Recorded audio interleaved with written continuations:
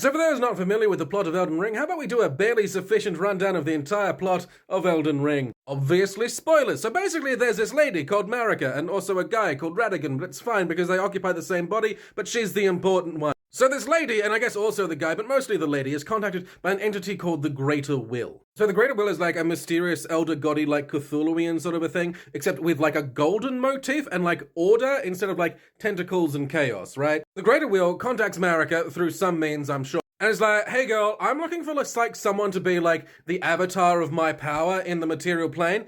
Do you want the job? She's like, go on. Alright, so all you have to do is like make sure that this big shiny tree grows, and the bigger the tree grows, the more powerful I will be in your plane, but it'll be you being more powerful because you'll be the avatar of my power, right? And she's like, well, that sounds fantastic, tell me more. So basically, you'll be able to like designate people, let's call them you, granting them grace. Then those imbued with my grace, you will be able to power up these people by giving them runes, and they'll be able to exchange them over here with these ladies that we're going to call finger maidens, because who doesn't like a finger? Maidens, be able to become stronger and smarter and better. It does literally say in like some of the item descriptions that she literally gives people runes. I assume that means that they go through the whole kind of thing that your character does. They can even become smarter or more faithful. I'm not sure how that works. Best part is, at any point you'll be able to take away that grace, so all of the great things that they have become, you can take away at any time. Erica's like, well, how do you do? That sounds fantastic. Where do I sign? Right, so all you have to do is like become one with this like physical manifestation of my power that I am referring to as the Elden Ring. Marika's like, oh, this is fantastic. I was reading the fine print, and it does say here that the Elden Ring itself kind of represents all of the things that like function in the world, and it does have like death written here. I was wondering what would happen if I just like took death out. Would that make like everyone like I give grace to like immortal? All right, Marika, I'm gonna be really honest. I'd really prefer you didn't do that. Yeah, I'm just gonna take that out, yeah. Marika is able to, like, grant strength and immortality to whomever she chooses, and then the Greater Will is just like, oh, by the way, I do need you to, like, go to war with a bunch of the other weird Cthulhuan gods. And Marika was like, bro, I always wanted to be a warrior queen. Like, let's get started. Marika sets out to find some brave warriors who she can turn into an army, and she finds one fellow named Horaloo, who is a large fellow. So Horaloo and his army of Tarnished, I'm not sure if they're called Tarnished at that point or later when she takes grace away from them and lets them all just be normal again. They go to war with like the giants and the dragons and like everybody else that they can find. While all of this is going on, Marika and like those of her chosen, I guess, are like enslaving anyone that they see as lesser than them. And any of their people that are born like with various curses, they throw into a big hole that they literally refer to as the subterranean shunning grounds. These are not the good guys. Turns out, just because you put gold on everything doesn't mean you're a good guy. Then Marika starts realizing that things are going a bit wrong. For one, all of her kids are slightly cursed. That one! We'll get back to him. There's that one that isn't cursed, we'll come back to him. Then there's Morgott and Moog, and they're both super cursed. They're these big, like, horny, by which I mean, like, horns growing out of everywhere, called Omen. And she throws them into the subterranean shunning ground, because she sucks. Going back a bit, these first three kids she has with Horaloo, who takes the name Godfrey, as, you know, her consort being the first Elden Lord. And she's like, hey, two of my kids are, like, very cursed. What's the problem, God? Meanwhile, Radigan is actually doing quite nicely with his wife. 3 kids, one turns into a snake, one, get back to her. Last, Radahn, everyone agrees is a total badass. Keep in mind, by this point, Marika is like the power in the area, right? None of the other outer gods have got like anything on her.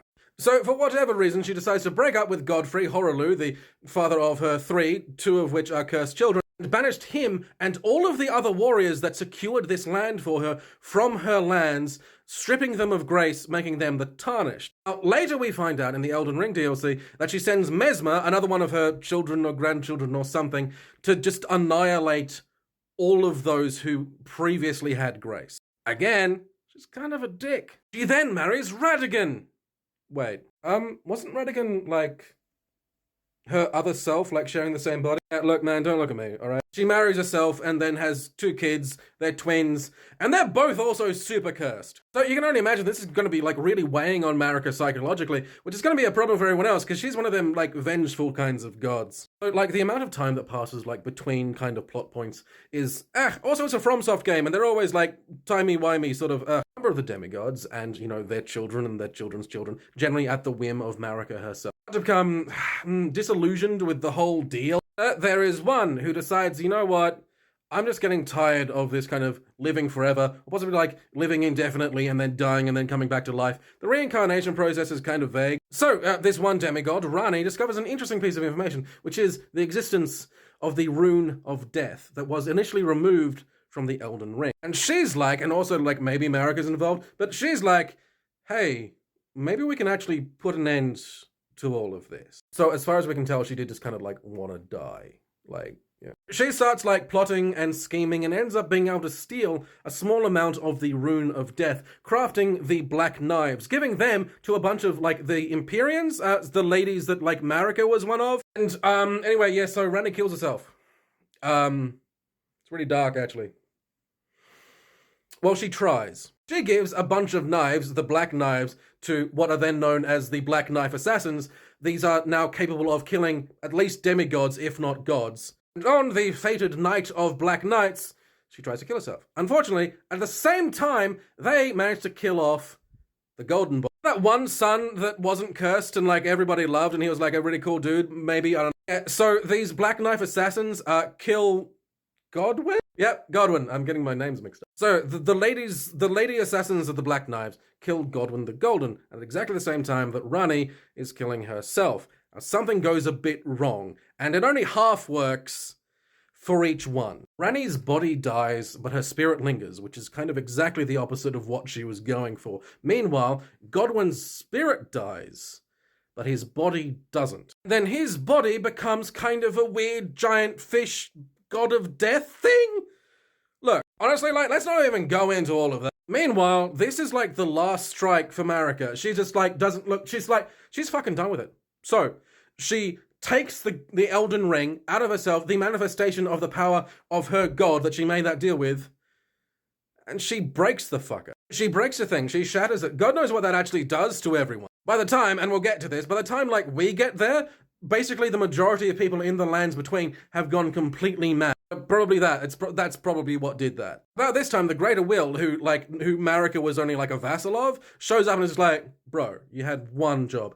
You know what, to punish you, I'm going to bond you to the big shiny tree and you'll never be able to leave because, dude. So now my Elden Ring's broken and a bunch of your kids have like run off with different bits of it and are now fighting each other and like, it's just a schmozzle. Yeah. Now, Marika, who's like, crucified up in the tree, is like, you know what? I'll call back the tarnished, the ones that I took the grace away from. They might not be very happy with me. Whatever, they'll do it. I'll call them back to the lands between. I guess they were still alive or came back to life or whatever. Hey, because, they're great warriors or whatever. Well, fetch enough of the bits of the Elden Ring to, like, maybe fix it, and then we can maybe fix some of this? Kind of. And like also if they do that and like they fix the Elden Ring, then like they can become the third Elden Lord. They can become my next consort. That'll put some fire under the whatever, And that's where we start.